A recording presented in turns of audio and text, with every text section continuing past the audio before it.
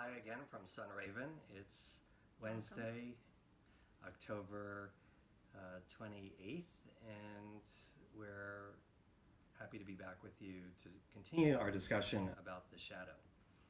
Last week we introduced the subject about this element of our lives which has a dark quality to it that often is something we want to get rid of or dismiss.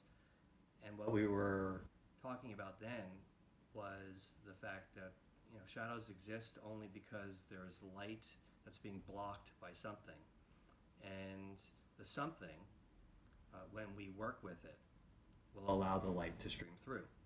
And so today we wanted to pick up on this conversation. We're titling it Holistic Medicine and Integrating the Shadow, because it's our contention, and this is the discussion, which is to heal, to become full and whole, requires integrating the shadow, not removing the shadow, but integrating the element, the obstruction, understanding what it is and how to work with it so that it basically is digested, assimilated, and no longer becomes an object that blocks the light. That's right, yes. So embracing, right. And really embracing the importance of the value of embracing the shadow work. Right. So what has been disowned, which is the very thing that we are reclaiming. So the embracing quality, a lot of people say that's really a far stretch from wanting to get rid of it, which I think we've made the point is not ideal, but to embrace it is a whole other thing. I mean, how do I love the shadow? And what there is to say about that is it's not about loving the shadow, but loving the process that allows you to finally address that element and through working with it, create something positive. So there is an aspect of the shadow and working with the shadow that's very positive. So Robin, let's talk about that. I wanted to add, because typically we think of shadow work as dark and not welcome, as we are inviting and bringing in, and how valuable that is. And there's also positive aspects of self that get pressed down, and really that's the part that we're going to use the word disowning. So we want to reclaim as well the more challenging parts and the positive parts. So an example may be this creative expression that you may have, and for some reason in your childhood it was not accepted and embraced. Mm-hmm. So therefore some of these really beautiful parts of ourselves do get sort of disowned, because for the child it's not actually safe, for whatever the reason is that the parents or society is rejecting. Back in the day, being an artist actually was, made parents nervous.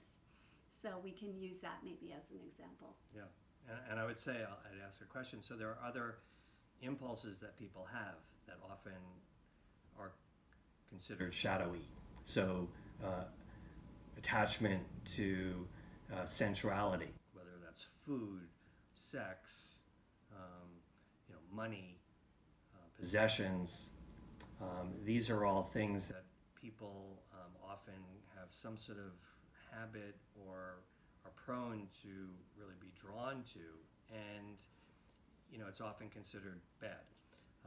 What I'd like you to sort of refine for me is, underneath that though there is something of a quality that's important. Perhaps it's connection, as an example, that we long for connection, and this is the way we get it. It's not necessarily perfectly functional, but that's the point. If we can get to connection in another way by assimilating the right need for connection, we accept that, we can perhaps process how we get there. Right, and I think the need will always go back to, I don't like the word always, I'm going to use it now, to the connection, feeling loved and accepted. Mm-hmm. So that is really the most important thing. The part that is really, really important is those things that you just mentioned are distractions. So many of us will distract ourselves. And what are we distracting from? Under the shadow are our feelings. And most of us were not encouraged to, lean into the feeling when we were upset, when we were little. So the feelings, once we embrace the feelings, we then start to integrate the shadow.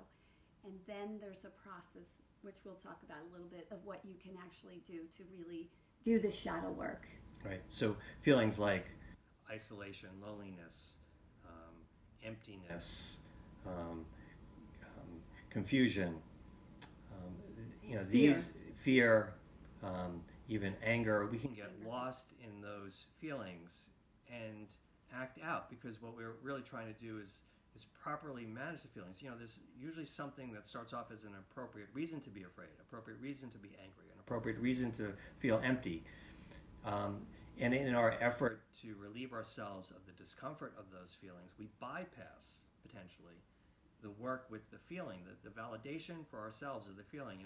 Robin, you are often drawing the conversations we have to relationship, and it's not always about relationship to another person, though that often is where we see the shadow manifesting, the challenges we have in relationships to the other person.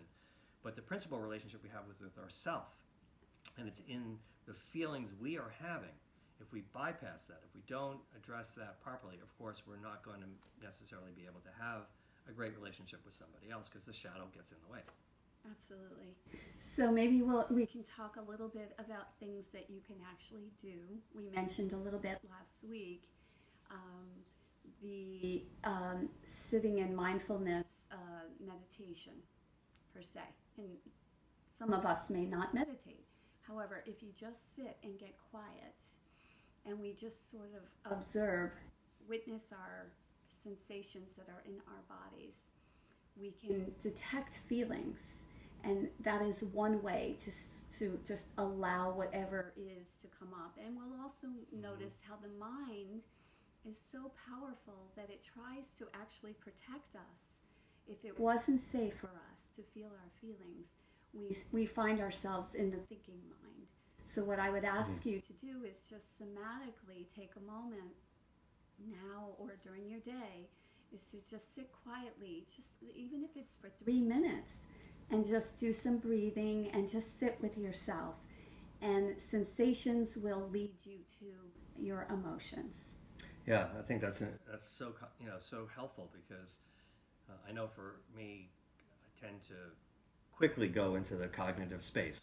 If I even recognize a feeling, which is a challenge for me too, I'm analyzing it and maybe judging it. Doesn't allow me to really feel the feeling deeply and the nuances of those feelings. They're sort of really pretty interesting, and not just interesting, but informative. With feelings, which is a whole other type of understanding and knowledge, we can navigate our world more effectively. And if we don't use that part of our intelligence, then we're limited. And so that's when we get crude in our behaviors in various ways, and we trample on things like other people and our relationships with other people. And so a good first practice is just to be still enough, try to park your mind, and just register the feelings. What is going on? One thing that has helped me, Robin, maybe you can add more color to this too, is sometimes if I say, what am I feeling, I don't necessarily get there directly, in terms of feelings like fear or anger or anything else. But if I check in with my body first, and I look for a part of my body that's speaking to me, like my back's hurting, my head's hurting, my neck's hurting, my eye is twitching, I could then focus on the physical body part and then ask the question, is there a feeling related to this? And sometimes that directs my attention to something that will allow the feeling, which is right underneath the surface of that, to emerge from my awareness. That's a perfect example. And that's what we call somatic work. So where we can actually go into the sensations of your body and just witness. And what's so interesting here is the body is so brilliant. If you ask a body part that might have pain or sensation, it really knows exactly what you need, which also can help you identify some feelings. So the second part of a second step that you really just with pen and paper, just write out what is in the mind, which will actually filter out and help you get to the deeper feelings underneath. And it may be some scary stuff that comes up, and I just always want to say, if it feels too overwhelming, that's where we call for help. We'll talk to a friend or have a spiritual counselor help you with that process. It's really, really important not to re-wound yourself. However, you can really start today by doing these two things. The other thing, which is interesting, because I always do a little reading about the topic the night before, I was listening to a gentleman who was talking about triggering ourselves, like actually moving into the very thing once we have some information, maybe about fear of public speaking, which I used to have. And so how we might address that is to engage in public speaking. And so we say, move into the trigger. Another thing that was interesting about jumping in a cold shower, getting your body to actually really have a full reaction, are some ways, because some of us have been numb for a while for good reason at the time. However, numb, repressing, disowning our emotions leads to dis-ease, right? We're talking holistically here today. So moving into triggers. Okay, so those are a few things that you can do. And of course, I share with my clients how to do inner child work. We really want to do this with love and compassion and empathy. Really, really important. So for ourselves. For ourselves. For ourselves, absolutely. Right. You know, I sort of like the idea of jumping into cold shower. As an example, it's similar, as I was thinking, listening to you about how meditation gets us out of our cyclical mental thinking. So when we do something, so meditation is a little bit of an easier way to do that, where you sort of dissolve your ego sense of self and you emerge with conscious awareness into another place. Jumping into cold shower just forces you out of your body. You know, it sort of dramatizes the experience of your body in such a way that your mind just leaps away from whatever you were previously thinking and allows sort of a reset. And if in your intention at that time is capture what I am feeling underneath, you can get some good information that way. Yeah. So this was, this is a conversation obviously that has a lot more to say, a lot more to include. And so we want to continue this conversation with you.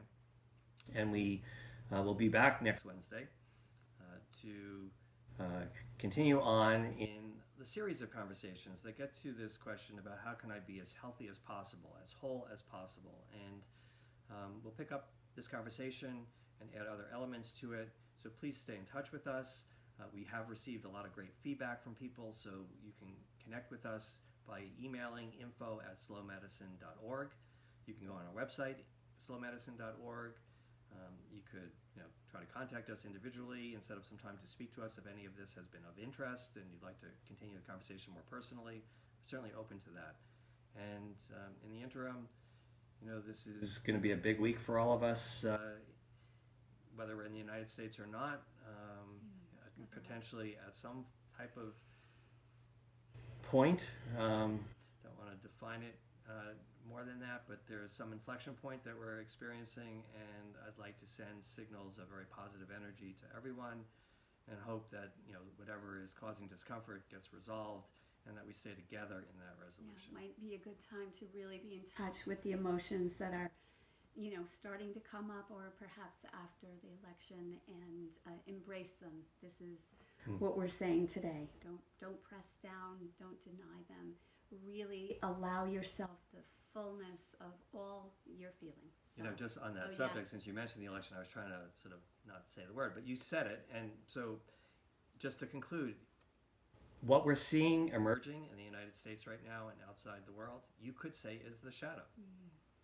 And people understand the shadow differently, or having different experiences with the same shadowy elements. But this is something collectively we also need to work through. And so what's being brought to our attention quite clearly are the things that are blocking light.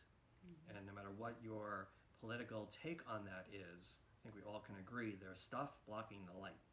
And let's see if there's a way we can work on this collectively. Anyway, we'll send you just our Lots more to share on our this love subject. and blessings and support.